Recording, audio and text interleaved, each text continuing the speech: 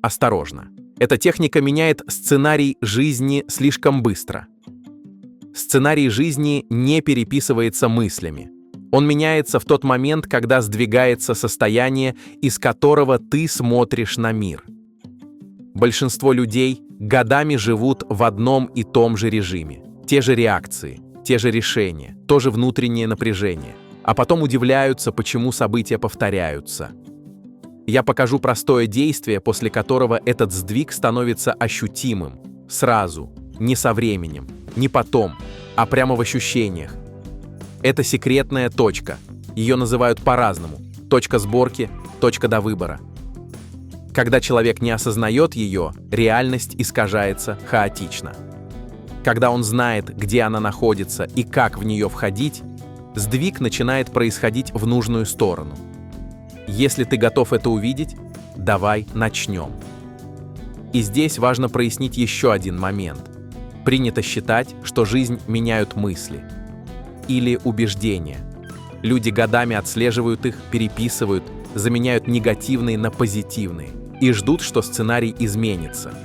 Но мысли и убеждения – это уже следствие. Они возникают после состояния. Пока состояние остается тем же, ум будет снова и снова производить одни и те же мысли и одни и те же убеждения, как бы ты их ни называл.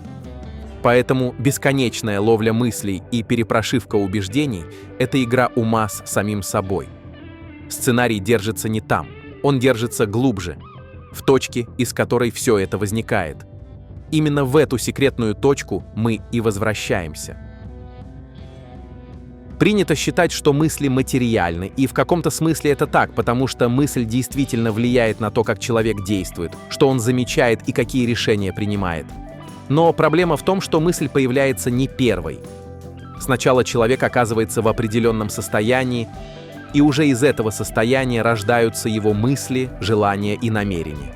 И если это состояние сжато, напряженное, тревожное, контролирующее, то позитивная мысль не освобождает его, а лишь усиливает это сжатие. Представь крайнее состояние, сильную злость. Тело сжато, дыхание поверхностное, внутри кипит. И в этот момент ты вдруг вспоминаешь: так, стоп, нужно думать позитивно.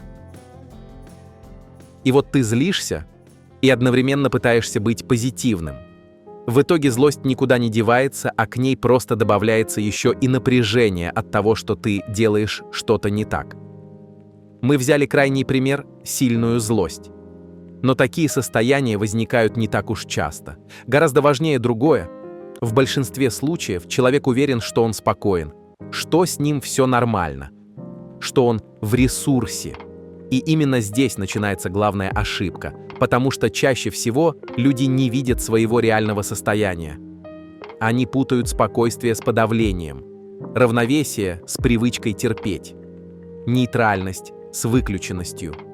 Тело при этом может быть сжато, дыхание поверхностным, внимание рассеянным, а внутри постоянно крутится фоновое напряжение.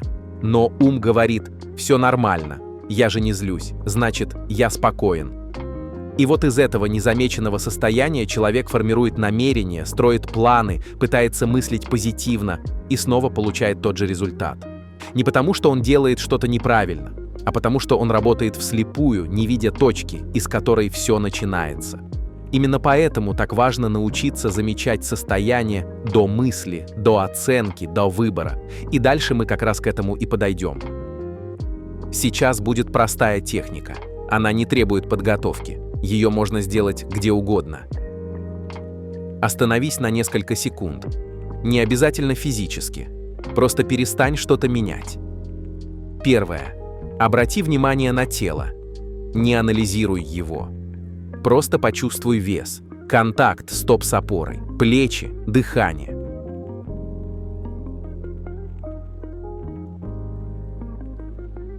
Второе. Сделай медленный выдох, не глубокий, не специально, просто позволив напряжению чуть ослабнуть.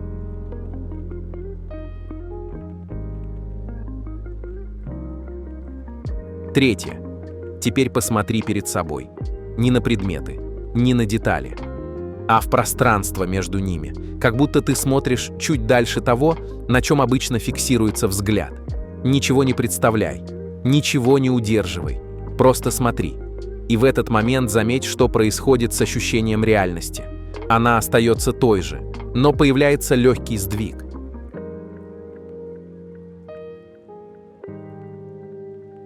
Как будто изменился оттенок, глубина, присутствие. Это и есть вход в точку до выбора. Запомни это ощущение. Не как мысль, а как состояние в теле. Важно понять одну вещь. Эта техника работает не потому, что ты что-то делаешь, а потому что ты перестаешь делать лишнее. Обычно человек смотрит на мир из напряжения, из ожиданий, из внутреннего диалога, из попытки контролировать происходящее. В этот момент восприятие сжато, и реальность отражает это сжатие. Отсюда повторяющиеся сценарии. Когда ты делаешь эту технику правильно, ты не создаешь новое состояние, ты выходишь из старого. Поэтому здесь не нужно стараться, ждать эффекта или усиливать ощущения. Если ты начинаешь ждать результата, ты снова возвращаешься в старый режим, и сдвиг исчезает. Правильный ориентир очень простой. Если после техники в теле стало чуть тише, взгляд стал спокойнее, исчезла спешка что-то менять, значит, ты все сделал верно. Эту точку не нужно удерживать, достаточно уметь в нее входить. Именно из нее решения начинают приниматься иначе. Реакции становятся мягче, а события перестают повторяться автоматически. И тогда появляется ощущение, что жизнь перестает сопротивляться, как будто поток выравнивается и начинает вести туда, где все складывается естественно. Эта техника не для уединения и особых условий. Она нужна именно в тех моментах, где сценарий обычно запускается автоматически. Первый случай – перед выбором, когда нужно что-то решить, а внутри появляется спешка, сомнение или давление. Не ищи правильный ответ. Сначала войди в точку до выбора, сделай тот же самый сдвиг. И только потом смотри, какое решение появляется само. Оно всегда ощущается тише, но в нем нет внутреннего сопротивления. Второй случай – в момент реакции. Когда тебя задели, когда хочется ответить резко, когда тело сжимается. В этот момент не нужно разбираться, кто прав. Сначала выйди из автоматизма, сделай вход в точку и посмотри, как меняется реакция. Часто она просто исчезает, потому что ей не из чего рождаться. Третий случай. Когда жизнь застряла. Когда вроде бы все нормально, но нет движения, нет живости, нет ощущения, что ты на своем месте. Здесь техника нужна не один раз, а как напоминание. Несколько входов в течение дня возвращают тебя в то состояние, из которого жизнь начинает отвечать. Важно понять главное. Эта точка не делает за тебя выбор. Она убирает искажение, через которое ты обычно смотришь. И когда искажение исчезает, реальность перестает сопротивляться. Сейчас важно зафиксировать одну вещь. Это не состояние, в котором нужно жить, и не место, куда нужно все время возвращаться. Это ориентир. Если ты начинаешь специально удерживать его, если превращаешь это в ритуал, если ждешь от этого результата, ты снова попадаешь в старый сценарий. Эта точка работает только тогда, когда вход в нее легкий и выход из нее естественный. Ты заходишь, видишь и идешь дальше. Именно так с этим всегда работали. Шаманы сначала входили в состояние и только потом действовали. Суфии входили в тишину через движение и танец. Не ради танца, а ради сдвига восприятия. Формы были разными, механика одна и та же. Сначала меняется состояние, и только потом ход реальности. Поэтому не заигрывайся, не делай из этого практику ради практики. Используй это как ключ, когда он действительно нужен. А теперь мне важно понять одно. Получилось ли у тебя заметить этот сдвиг? Хотя бы легкий оттенок, чуть другую глубину, чуть больше тишины.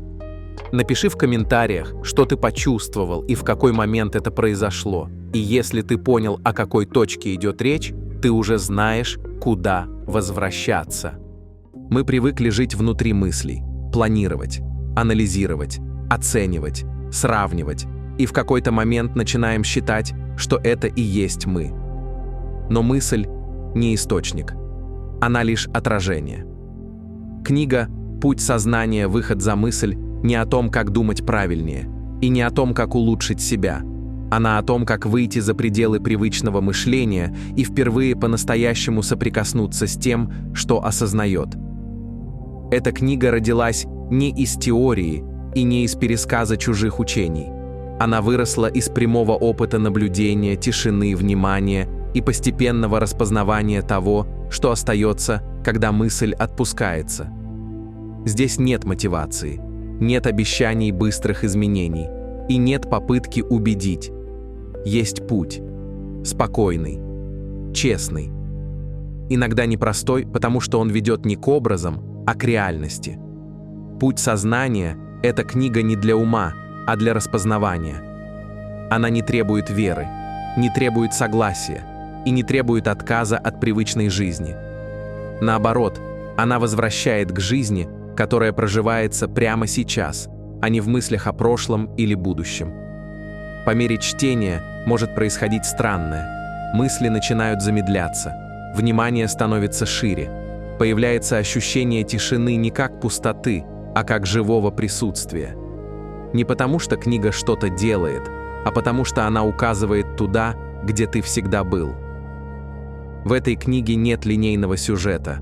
Каждая глава — это отдельная настройка восприятия. Ты можешь читать ее по порядку или открывать с любого места, возвращаться, останавливаться, читать медленно. Это не текст, который нужно понять. Это текст, с которым важно быть. Выход за мысль — это не отказ от мышления. Это возвращение на уровень глубже, где мысль перестает управлять, а становится инструментом. Где появляется ясность без напряжения. Свобода без борьбы. И радость не как эмоция, а как естественное состояние присутствия. Если эта книга откликнулась тебе, значит, ты уже на пути. Осталось лишь перестать искать ответы вовне и позволить вниманию вернуться туда, где все начинается.